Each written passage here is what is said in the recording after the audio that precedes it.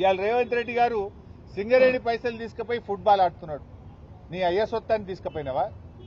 నీ ఫుట్బాల్ షోకుల కోసం నువ్వు ఫోటోలు దిగడం కోసం సింగరేణి 10 కోట్ల రూపాయలు ఏ రకంగా తీసుకుంటావు?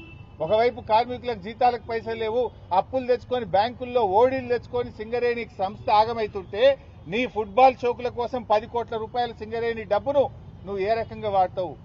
గతంలో సిఎస్ఆర్ డబ్బు సింగరేణి డబ్బు బీఆర్ఎస్ ప్రభుత్వం ఉన్నప్పుడు వాడితే ఆ పిల్లల కోసం వాడినాం.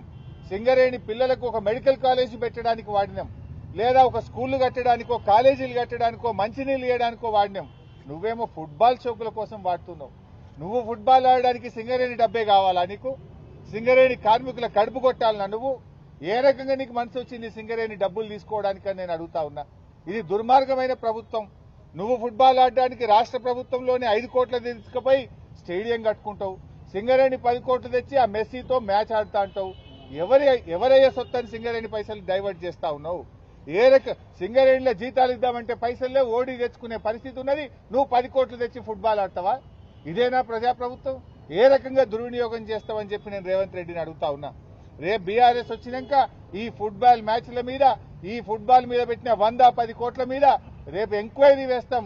దీని మీద విచారణ జరిపి ఒక్కడొక్కని బొక్కలు నూపుతామని చెప్పి నేను చెప్తా ఉన్నా ఈరోజు.